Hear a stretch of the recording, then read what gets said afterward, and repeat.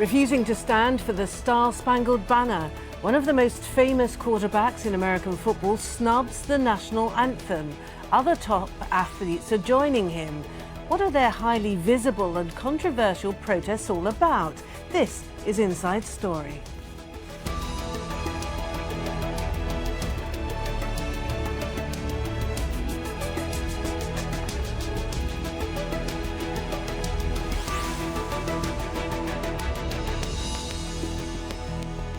Hello and welcome to the programme. I'm Martine.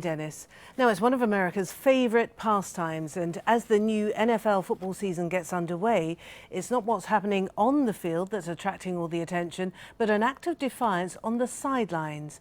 Now, when the national anthem's played before kickoff, the San Francisco 49ers quarterback Colin Kaepernick kneels down instead of standing up like everyone else. His reason? To protest against racial oppression, police brutality and social injustice. His controversial snub is winning him praise and support. Other athletes are following suit, either by kneeling or raising their fist. But it's also provoked fierce opposition, with some Americans calling him unpatriotic. Now, Kaepernick's protest has added fuel to the fire of the race relations debate, just as US police are being scrutinised over allegations of using excessive force against black people. Well, this is how Kaepernick justified his action. I am not going to stand up to show pride in a flag for a country that oppresses black people and people of colour. And maybe he's got a point. You just need to take a look at government statistics to see how many black Americans lead very different lives to the white population. The 2014 census showed more than a quarter of black people live in poverty, and they're likely to earn less. The average annual income of a black household was around $35,000. Compare that to the national average of $53,600. Black children are more likely to be expelled or suspended at some point during their time at school. African Americans are sent to jail nearly 6 times the rate of whites. The National Association for the Advancement of Coloured People, the NAACP, estimates that if current trends continue, 1 in 3 black boys born today can expect to spend time in prison during his lifetime.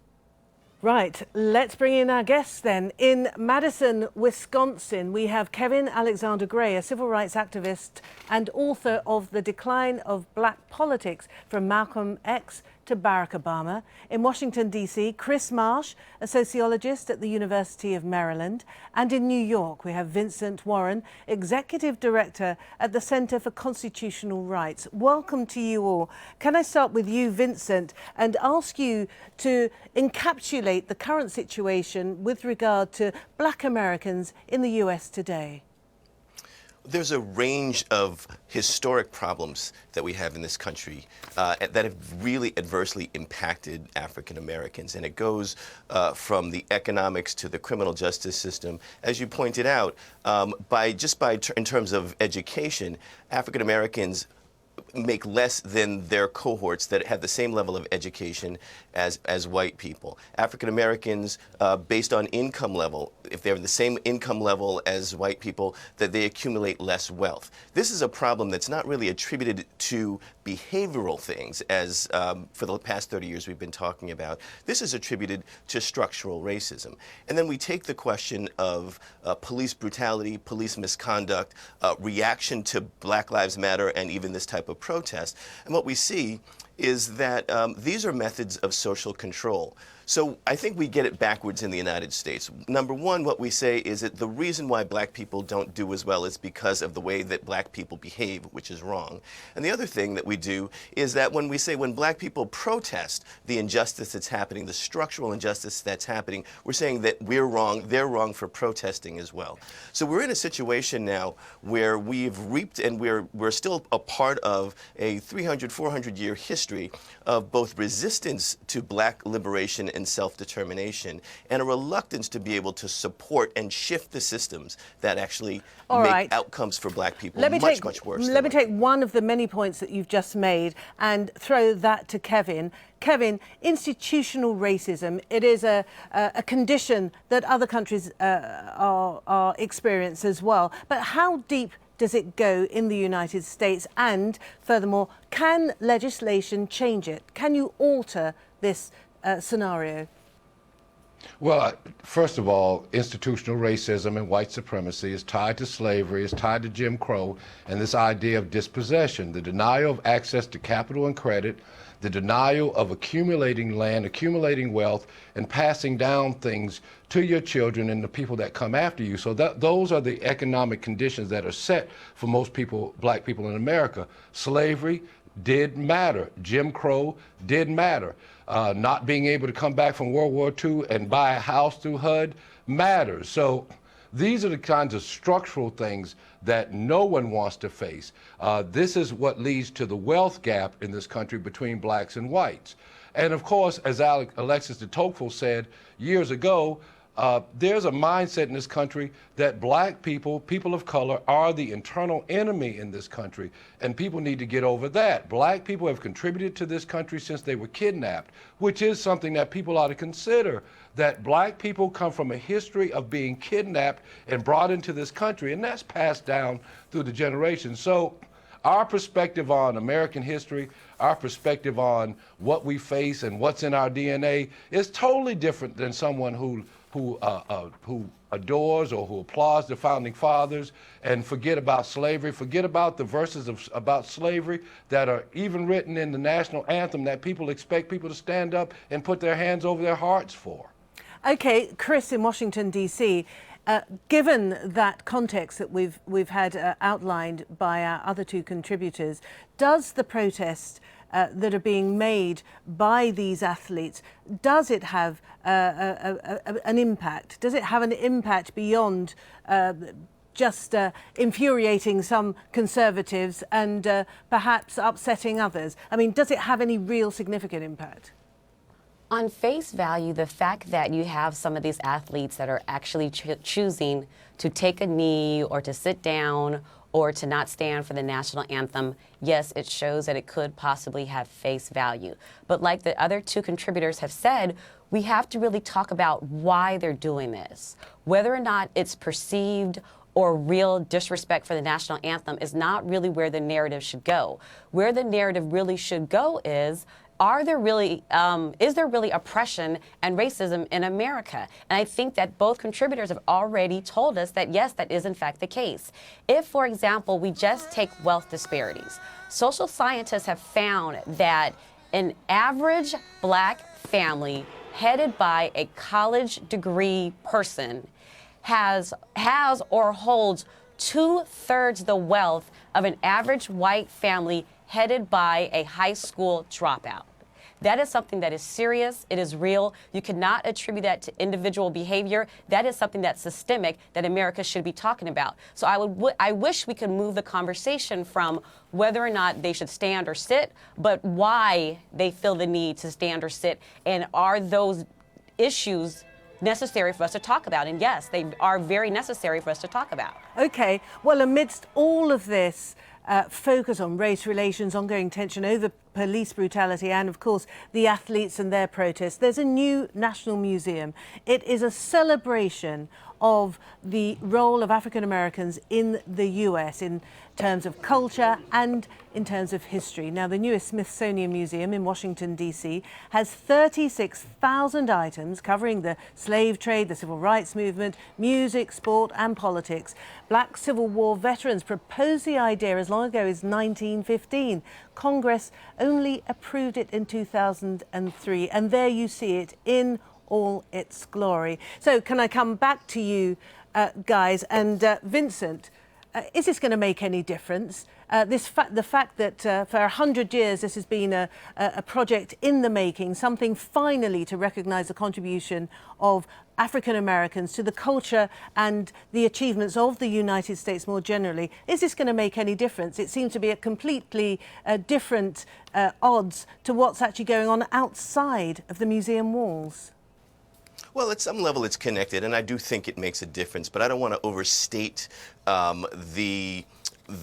don't want to overstate the effect on what we need to do, but I think it is very important. You know, I would point out that in Germany, in Berlin, Germany, they managed to put a Holocaust museum up faster after the atrocities of World War II than the United States has been able to do a national museum with respect to African American contributions. And that says a lot about in this country, our resistance to understanding the historical pieces that have been put in place that have moved us here. I would just also want to point out one other thing, that it is very important to celebrate the achievements that we've all done and the people that have come before us have done in this country. That's deeply important. But again, celebrating our achievements despite adversity really invites us to engage in that question of what is that adversity, how is that manifesting now, and how do we move forward? So I'd love to see a museum of the future in which we're solving some of those problems instead of looking back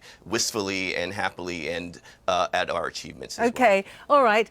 Now, Kevin, it sounds very much from the outside that race relations in the United States has hit a very, very critical point, a low, the like of which hasn't been seen for some time. All of this, the supreme irony, is under the presidency of the first black American to be in the White House. How do you square that?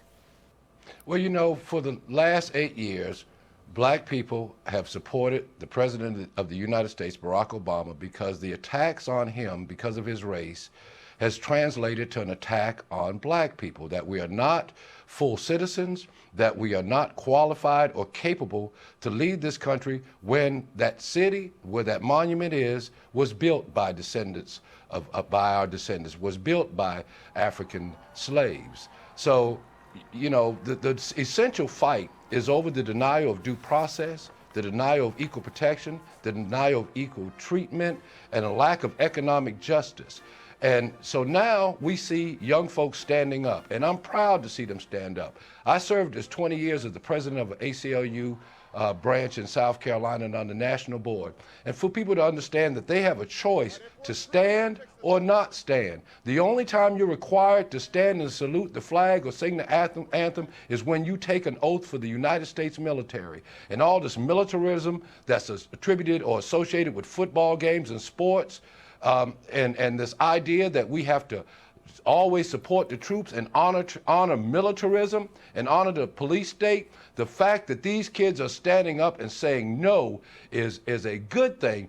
At the end of Barack Obama's term, black people in America are finally starting to organize and demand that things change in this country and change for the better. They are operating on the backs of their parents, on the backs of their grandparents, and on the backs of everybody that came before them.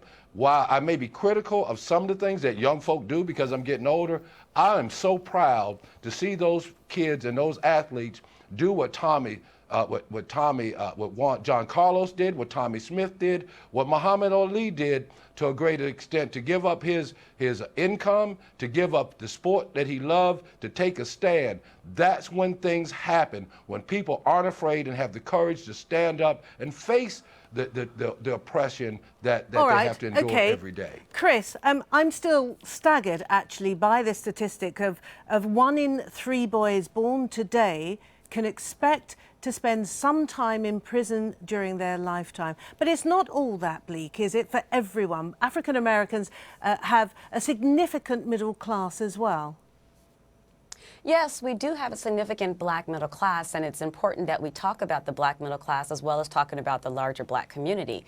But you have to be a little hesitant when you start talking about the black middle class, because if you look at segregation, for example, residential segregation in particular, middle class blacks live in areas that are substantively different than white middle class areas. And so even when you have a group that has, quote unquote, done everything right, they've gone to school, they've got the education, they've bought the houses, they have the good jobs, they still live in neighborhoods where their houses don't appreciate and value at the same rate as the white middle class. And so we have to talk about the black middle class, we have to talk about it in context and how they don't fit in with the same narrative for the white middle class. And Vincent, I mean, I'm thinking again. Black skin too. I'm thinking that outside of the United States, the culture and the artistic achievements of African Americans, I'm thinking Beyonce, thinking Jay-Z, I mean, it has global reach. It really does. I mean, African American culture impresses itself around the world in so many different nuanced and subtle ways. Why isn't that success in these areas, why isn't that manifested in success at home? For the same reasons that underlie Colin Kaepernick's wanting to stand down and what my other sit down and what my other colleagues were saying. Number one is the world and the U.S. is quite happy to generate income off of African American arts and culture. That's been happening forever. That the artists themselves are revered, they're admired, they're loved. The kids love them. That's fantastic. The question happens, though, is what does that translate to? I think for a lot of folks that means we have an equal society if we have a black president and Jay-Z is one of the most, and Beyonce the most popular people in the world. That is true that we have those things and they are significant and they're significant milestones. However, what we're seeing, particularly if you think about Beyonce, her pivot in thinking about Lemonade and the work that she's doing, and you think about how athletes are now taking a stand, what we're seeing is that even the people who are icons around the world are now enrolling themselves in black liberation and raising this question of what the problem is. People are resistant to answer the fundamental question is how do we reorder society in order to keep black people safe, to give black people the opportunities that everybody in America is supposed to have. And that's the fundamental discussion, and that's what the Black Lives Matter movement and the Movement for Black Lives platform is doing. Now, Kris, many conservatives, both inside the United States and outside, often lay a certain amount of blame on the doorstep of African Americans themselves, accusing them almost of some sort of cultural deficit and accusing them of squandering or failing to take up so many of the opportunities that are available in the world's largest economy, in the world's only superpower. I mean, would you accept that? No, emphatically no, I would not accept that. If we look at the social science literature, it's really clear that for blacks to reach wealth parity with whites, they would need close to 330 years to reach the level of parity for whites. So you can't, at the end of the day, when you see an empirical evidence like that, you can't sit and say that must be a personal behavior, a personal choice. You have to step back and say, okay, that's got more to do with systematic racism or structural racism in America. So we often want to use the cultural argument, but the cultural argument doesn't hold in the face of empirical evidence, but still and yet conservatives continue and continue and continue to try to preach that same rhetoric, and it just doesn't hold. All right, can I also throw into the mix then the so-called West Indian advantage? This is where a group of black immigrants to the United States from the Caribbean who have got significantly more economic success, at least, than many African Americans. And again, a lot of this is anecdotal. I can't see a great deal of empirical evidence, but nonetheless, it does seem to point to a trend. Yeah, so I think that there are trends, and the trends are really important, but the larger trend is when you compare blacks, whether or not it's West Indies to whites, and you see that there is a huge difference in like wealth, for example, or neighborhood patterns where people choose to live. You can't always attribute that to individual behavior, and people often want to do that, but you have to look at a larger structure, at a larger system, and see how that feeds into the discussion. And we often don't do that. All right. See, even if we let me interject. Yes. Let me interject on the structural racism thing. Even if you consider what was found after Ferguson and the killing of Mike Brown, and it happens all around the country, and this is a good example of structural racism, that blacks are stopped and ticketed and have to go to court and have to go to jail and have to pay lawyers' fees at a much higher rate than their white counterparts. So here you have a lot of low-income and middle-income black folk that are actually feeding the criminal justice system financially. And we have this conversation about 1 in 3 blacks are likely to have contact with the criminal justice system. When I wrote about it in the first book, my first book, it was 1 in 4 maybe 20 years ago. And so you've got to talk about the war on drugs and systemically how that has economically impacted the black community and how it impacts the mindset of the police that come into the black community. That is, the war on drugs is perhaps one of the most clearest examples of systematic racism that we can give you. All right. And Vincent, it seems very much as though the 1964 Civil Rights Act simply isn't enough. The criminal justice system seems to be the most pressing issue, most pressing area of reform. How does that all feed into the current presidential debate? Conventional wisdom suggests that most African Americans will side with Hillary. Does she offer much hope of serious change? We have been struggling with this question of criminal justice reform for a long time. And I will tell you now that there is no presidential candidate that I know of who will be able to who will be able to solve this problem on their own. These criminal justice issues happen locally. They happen, as we were talking about just now, in Ferguson, in localities. They happen in states. And there is some federal oversight that can give incentives.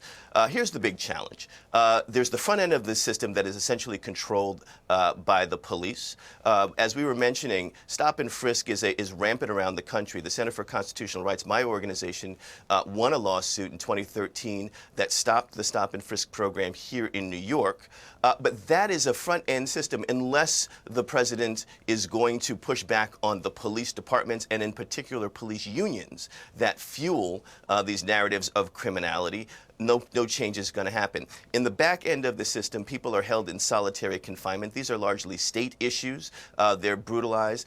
The other piece that's really important that folks don't realize, and Kris, I think, touched on this, is that women, black women, bear the brunt of these economic challenges. And how is the criminal justice system connected to that? When 1 in 3 of their family members are involved in the criminal justice system, that takes them out of the economy and it costs the family money. And who bears the brunt of having to pay those fees and hold the family together? Those are the women that sometimes head households. So again, these issues are linked, and any candidate can do a good job, particularly if they begin to understand the effect on the black family and the effect on the black people being able to have jobs, maintain jobs, and accumulate income, and connect them to the criminal justice system. All right, well, let me ask Kris then, what will it take?